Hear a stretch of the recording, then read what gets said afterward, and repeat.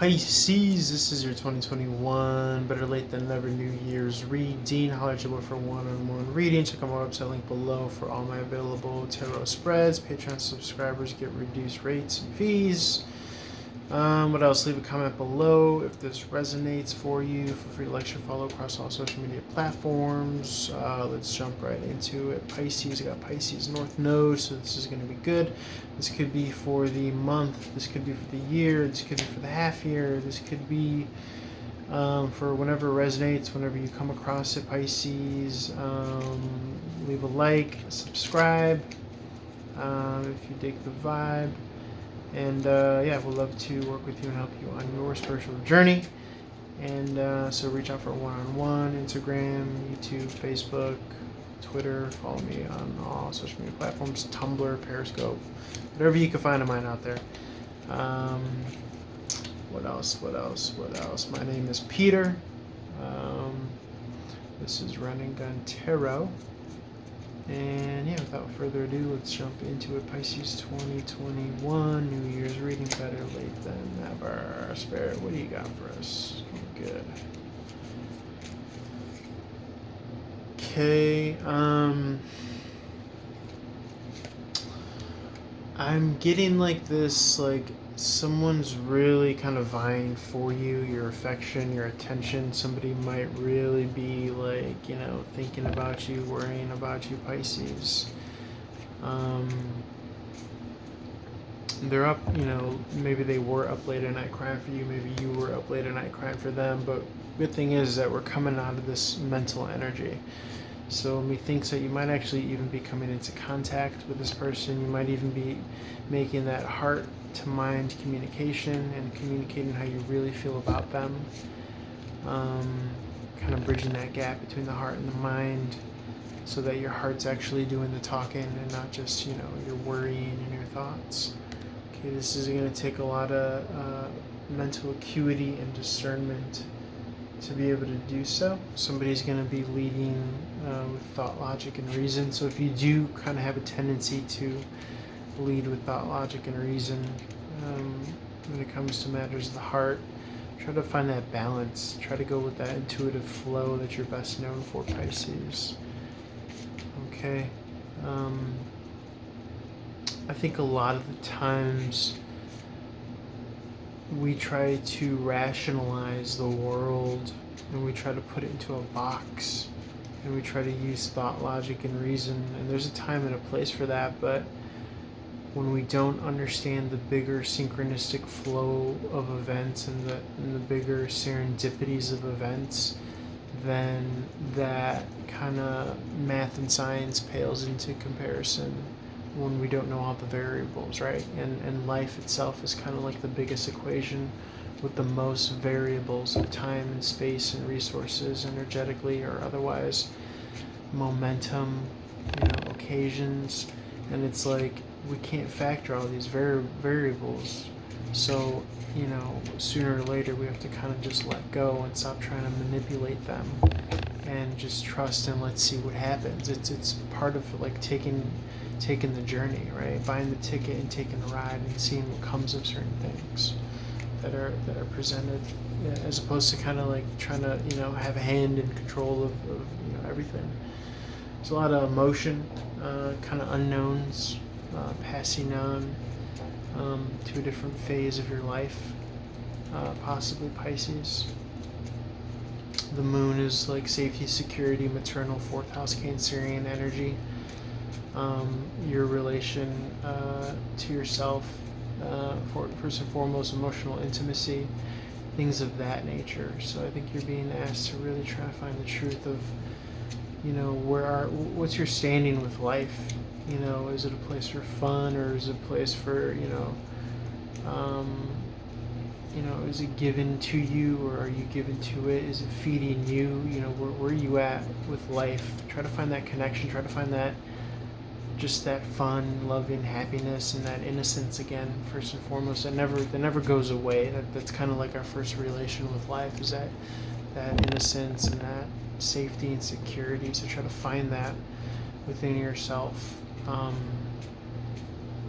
with your dynamic and relationship to life itself, and how you see yourself, in what role or what position and in what condition, and how do you kind of see life as fun again and happy again, and something that's going to be worth living and worth sustaining, as opposed to like this arduous, thing that leaves you sad, with that Three of Swords card, sadness.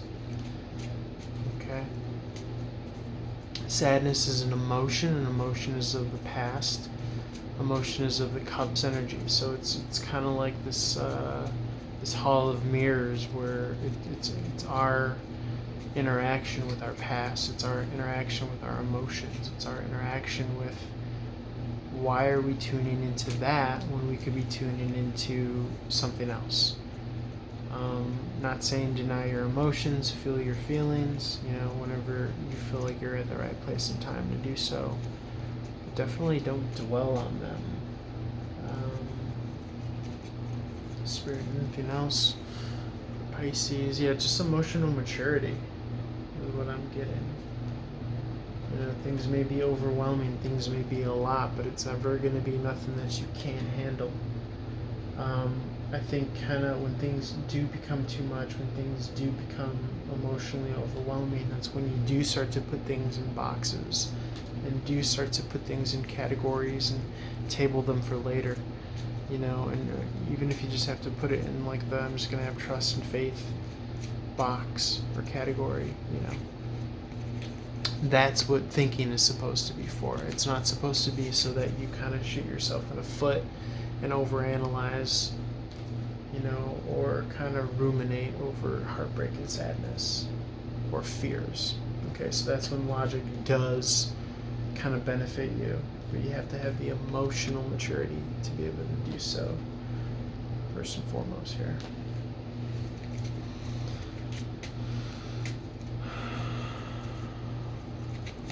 A lot of understanding and compassion as well is what I'm channeling for.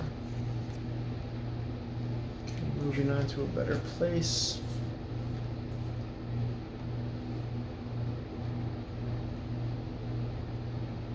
Yep, making that journey. Once you do start to kind of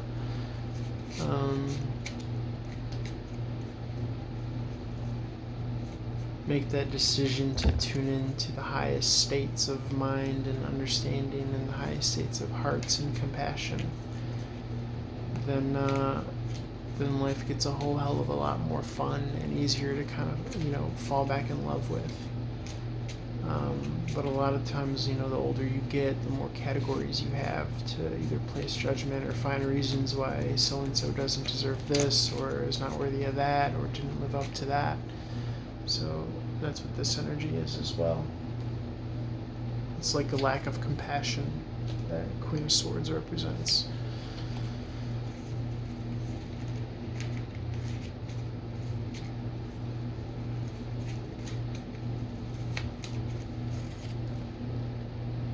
Yeah, and especially for the self.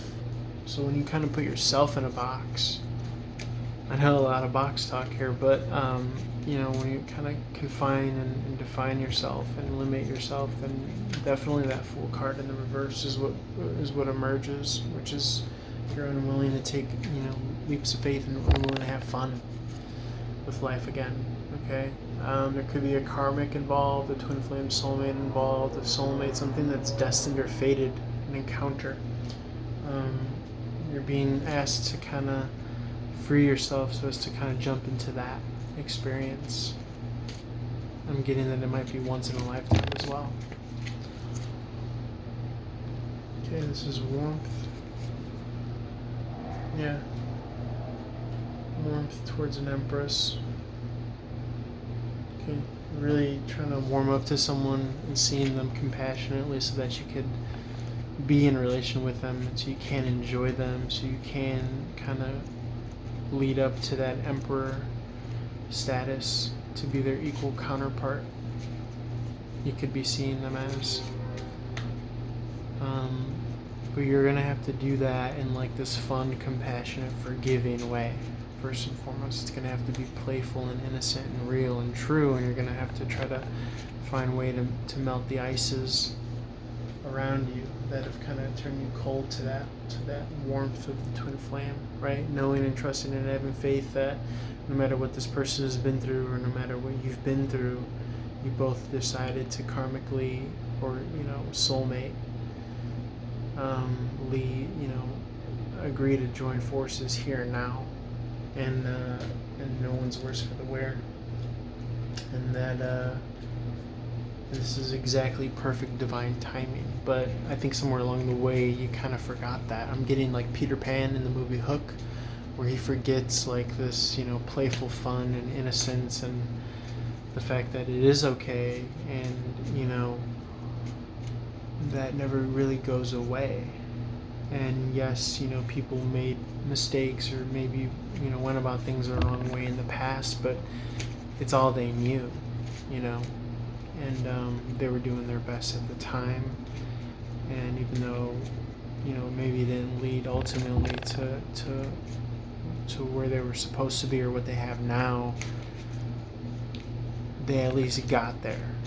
They at least got to the point of where they were supposed to be and where they were supposed to meet. And now the fact that you've got there, now is the time to kind of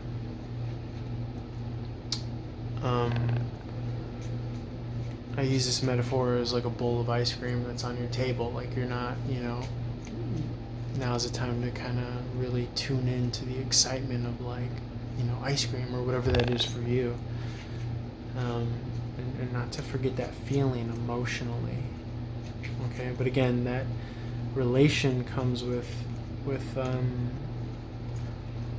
your unconscious programs that kind of start to play.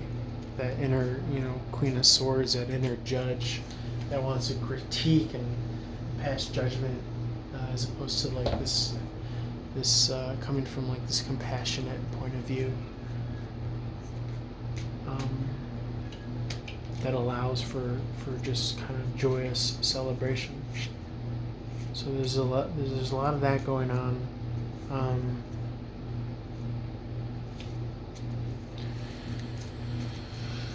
What else can I say?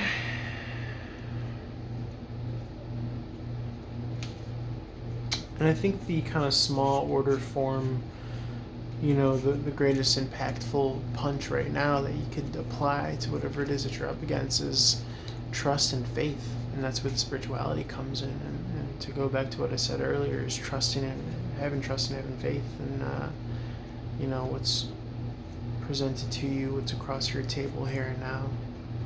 And a lot of that requires letting go. And, what we try to hold on to, critique or overanalyze or judge is really truly we're afraid that this is the thing that we wanted and that it's going to be taken away. I think that's what we're getting into, is like kind of this childhood trauma psychology type energy. Speaking of child, this is some like innocent youth vibrational energy here. The vulnerable self, I like to call it.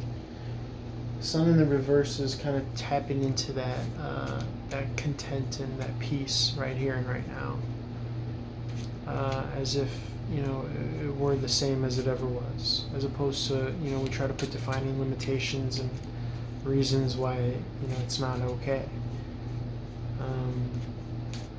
Again, everything that we were kind of conditioned and raised as we were institutionalized through our upbringing.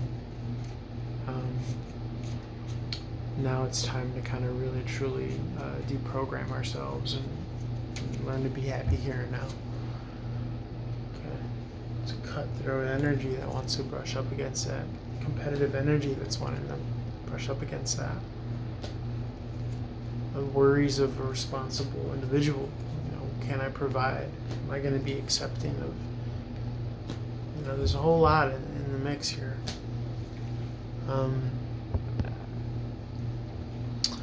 A lot of variables in the equation, but I think it's best to keep things simple and to pump the brakes and to find clarity and to open your heart and find compassion and try to make that spiritual, magical connection with your reality where you really are, back falling in love with it, and you really do trust your timing of it all. Okay, I think you're being challenged to kind of, this year especially, is trust the divine timing of all things. Almost as if no matter what, things will work out. Okay. Okay, so I'm going to leave it there for you, Pisces. If this resonated for you, leave a comment, leave a like, subscribe. Feel free to leave a good karma donation, Cash App, PayPal, Venmo in the description box below.